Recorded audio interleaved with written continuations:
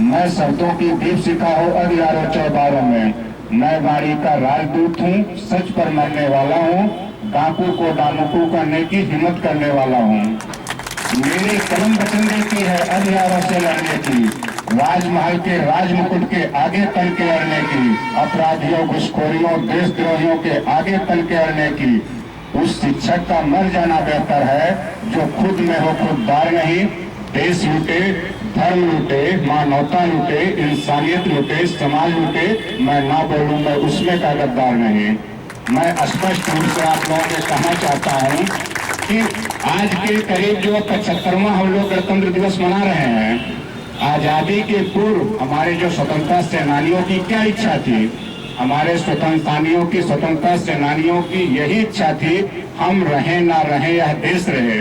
लेकिन आजकल कुछ आधुनिकता तुच्छ भ्रष्ट मानसिकता वाले नेताओं के ऊपर मुझे मजबूर होकर कहना पड़ता है, नदी के घाट पर भी यदि सियासी लोग बस जाते, ये प्यासे होंठ पानी की एक एक बूंदों को तरस जाते। गलीमत है कि मौसम पर सियासत चल नहीं सकती, नहीं तो सारे बादल इनके खेतों में बरस जाते, नहीं तो सारे बादल इनके खेतों में बरस जाते। तो मैं आपको ये बताने आया हूं कि ताकत मायने नहीं रखती, प्रभाव व्यक्ति का मायने रखता है।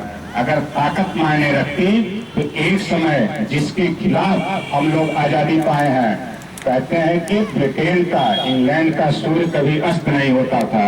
आप लोगों को पता है पूरी दुनिया में उनका इतना बड़ा साम्राज्य था कि भूगोल के टीचर आपको बताए होंगे कि कभी यहाँ सुबह होता है तो कहीं कहीं जो है शाम होती है।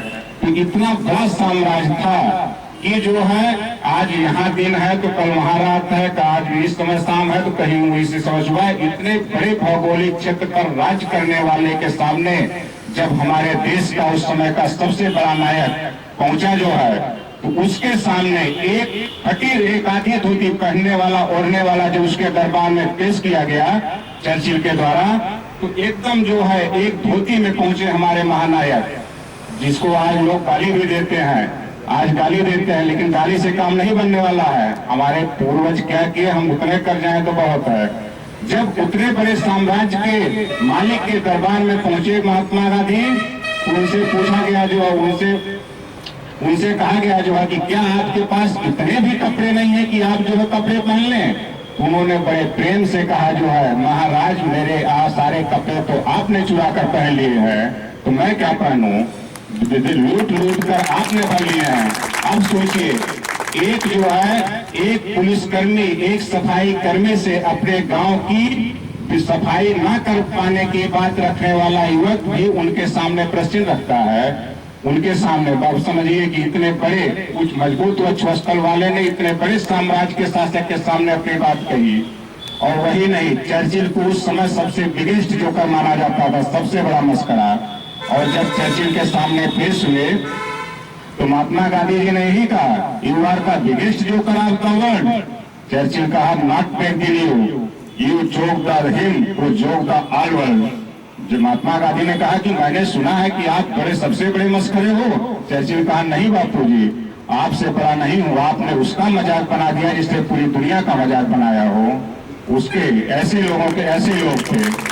तो इस तरह से मैं आप सभी शिक्षकों के माध्यम से कहना चाहता हूँ, आप सभी शिक्षकों के लिए मैं बहुत पहले कहना चाहता हूँ कि आप जो है उस तरह की शिक्षा का परिवेश बनाए कि सिलेक्शन होना या ना होना ये तो अलग बात है। सिलेक्शन तो एक छाछ होती है, असली मक्खन तो आप जिंदगी से भरपूर हो, जिंदगी से भरे उत्तरदायित्व से पूर्ण हो, भारत से भरे उत्तरदायित्व से पूर्ण हो, उस दिन आपकी शिक्षा सार्थक हो जाती है।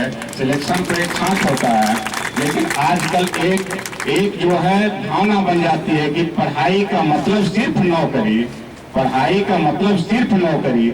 ये बताइए, पहले जो है लोग गुरुकुल में पढ़ते थे, वो कौन सी सर्विस करते थे हैं? लेकिन गुरुकुल में पढ़कर हमारे देश के 2 लड़के निकले और बिना किसी हथियार औजार के और वलकल पहन के निकले थे, आपको पता है। और उस समय दुनिया के सबसे बड़े दुष्ट को उसके घर में घुसकर धूल चटा के आए थे। उस समय बताइए उन्होंने कौन सी जो है